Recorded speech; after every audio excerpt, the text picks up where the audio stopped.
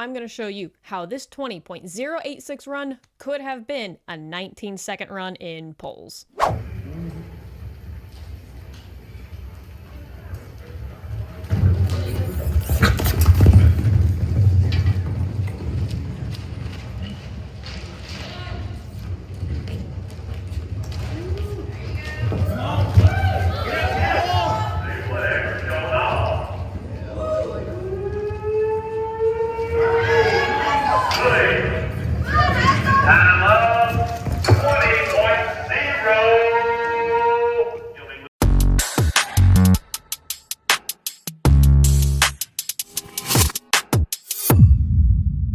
Now, if you have already run a 19 in poles, then you probably saw all the little bobbles that we did that added some time to our run that kind of kept us from getting that 19-second run.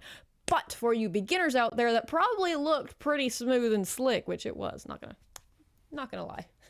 But there were a couple things that I wanted to bring up because it did cost us some time, and that cost us a 19-second run. So let's dive into this pole bending breakdown. This run is on my 4-year-old colt, Jetta Rip. We call him Rip. This is a really, really nice run. I was super happy with it. That's the fastest he has run so far. And just 4 months ago, he was running with his legs all tangled and wonky.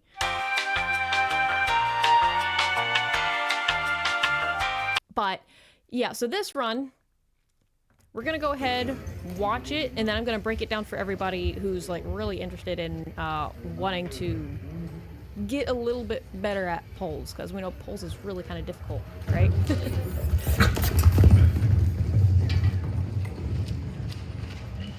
Okay, so right here, that's the first bobble, right there. Let me rewind it just a touch, all right? Watch, can you see it? Right there. Notice how wide we were right here. We were not, like, it's not a bad pull, but we could have come in a lot tighter. Right there could have shaved off some time. So he came and he had a really good approach. But what he did, he took that, he's got a big stride. He's still kind of figuring out his stride, but he took just a little bit extra. That extra step right there, he should have shortened his stride and come in just a little bit tighter. But all in all, he did really, really good. It was a really good first pull.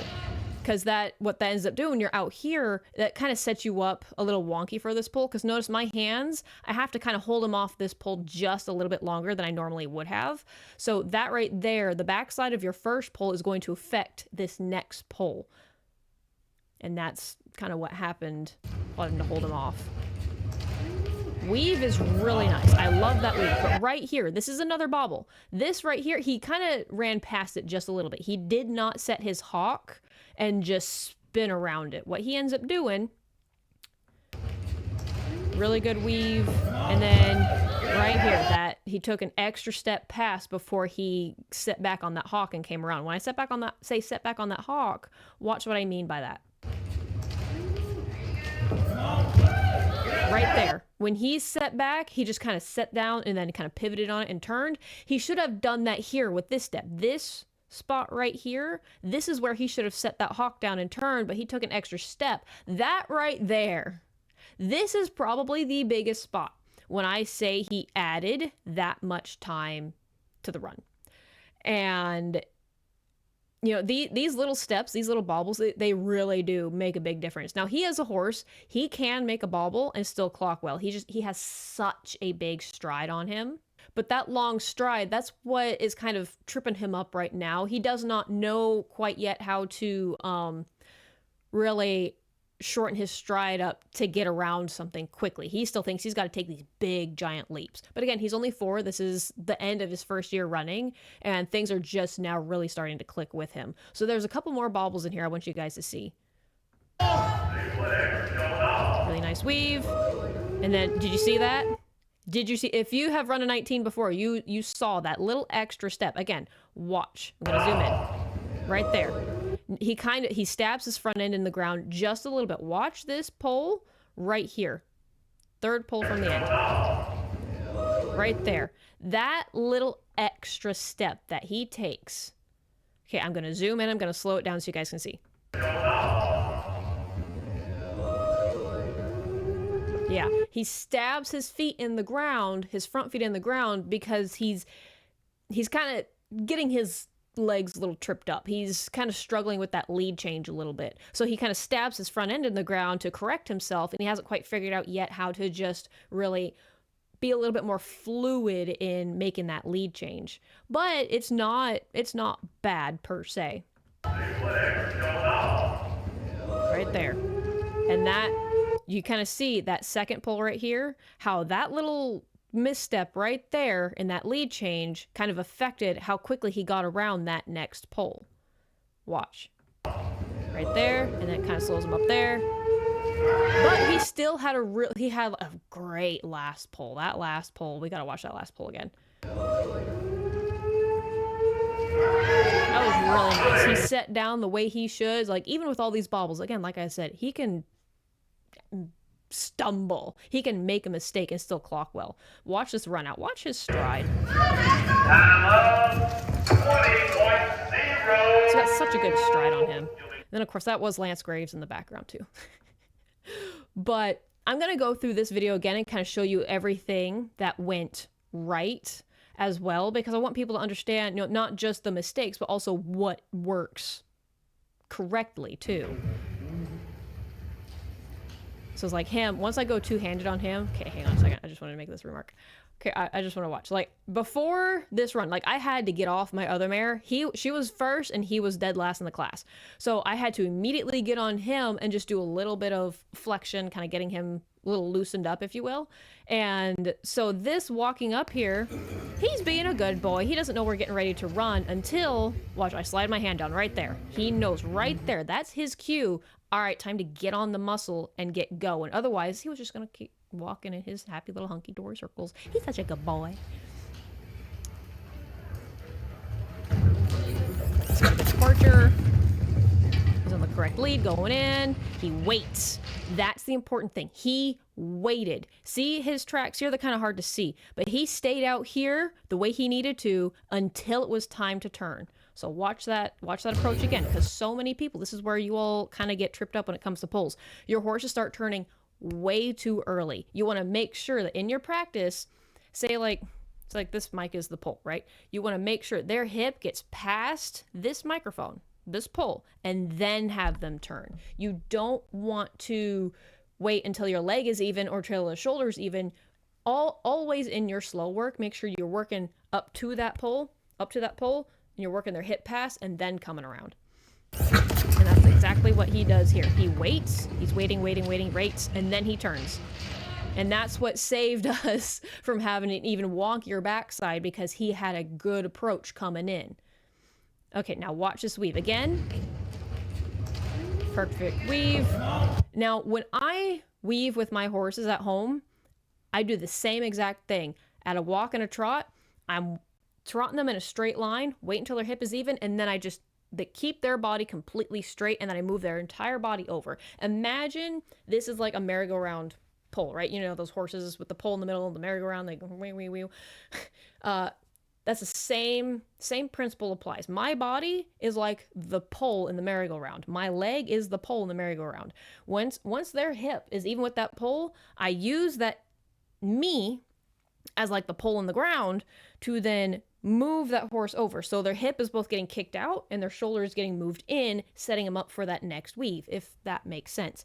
And so when it comes to adding speed to that, they're much more easily, I guess, able to get past that pole instead of just like turning early and, you know, really stabbing on their front end, which is what I see in a lot of horses. But watch. He's working really good. He's reaching, working past. Again, working. So notice as he's weaving. I love this run back down. Let me go forward just a little bit. Okay, watch this run back down, because this is where you can really see it, where his hip kind of kicks out just a little bit as his shoulder's moving. So he's doing this, right? Watch. Hip kicked out, hip kicked out, hip kicked out. So as he's doing that, his hip is getting out of the way of that pole as well as getting past it. And so that for him, he's just such a good horse to show this on you guys, or show this for you guys. Yeah, anyway, he he's able to work past that pole easily. Because that's the thing about these horses. Once they learn that they are going to run a pole pattern, that they're going to have to turn when they get to that pole, you don't need to teach them to weave. They want to do it. They will automatically do it. Your goal when it comes to pole bending is to get them past that pole. So always in your slow work, walk, trot, even at a lope, I always make sure their hip is past. And if they try to turn too early, I don't let them turn. I pick up that inside rein and I counter arc them away, and I will just counter arc lope, counter arc circles in that spot, and then I'll come back and just work on that one spot until they relax and they wait on me. That is the key. They have to wait. Yeah, it's such a good run. But it could have been better, like I said. So again, when I'm working my horses, I'm pretty sure you all have noticed how quiet I am with my cues. Because what I do too, and this is something y'all really need to understand too, I don't get in their face. The only time I got in his face, you can kind of see my hand right there, I'm trying to pull his front end over. I don't want his back end to come with him. I just want that front end to come over. Notice his nose is tipped where I want it to be. Perfect. Mwah. Chef's kiss. Training on point. But notice my hands, I'm not hardly in his face. Why? Like, I am right here because I'm trying to set him up for this pole. Because this pole, the setup starts right when you get past this pole. So what I like to do with my horses, I'm using all of my, like, my feet. My feet, most importantly. My hands, when I'm running, I'm trying to do this with my horses, right? I'm not trying to pull side to side. I'm trying to lift and over, lift and over. So you might be able to see that on this weave here. Notice, right? And over and up, over and up. But I'm not necessarily having contact in the mouth. I'm just using my body and my hands to communicate that while at the same time with using my feet. So your inside leg, this inside leg right here, this one, this is now the inside. Watch. Leg, inside, inside. It's kind of hard to see because I'm really subtle with my leg and hand movements, but it's like whatever leg then becomes the inside leg, that's the one that I use. So there's a pull here, I'm going to use my left leg. There's a pull here, I'm going to use my right leg. And I'm just trying to stay within that rhythm. And at the same time, that leg that I'm using, that's the side I'm lifting, then leg, lift, leg, lift. You have to get that timing down. Once you get that timing down, everything else becomes so much easier. Leg lift, leg lift, leg lift, and then I go to saddle horn, and then let him, which is really, really good run. Super, super happy with it.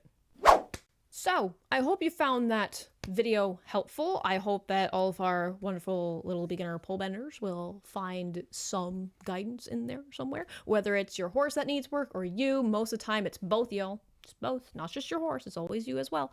And if you can get your timing right, remember, we want to lift, lift, lift, and as we're lifting, leg, leg, leg. We don't want to be doing this. There's a lot of y'all that do this. We're not steering a car. We're not swimming on a boat. We are lifting up and over, up and over. And as I'm doing that, again, very light in the face. I'm using my entire body and my leg to guide that horse away from those poles. And then the horse, again, that hip, say this is the pole. You're working that horse past, get that hip past it, and then you can turn. But not only are we not just working that hip past, we're shaping them up like we would a barrel. We're not turning their head away and having them do that around it. We want to keep them up and their hip engaged and work that hip up to it, and then we can turn. And then when we get on the backside, you kind of want to push their shoulder over just a little bit because that's how you're going to get that nice little snap on the backside. That might be for another video.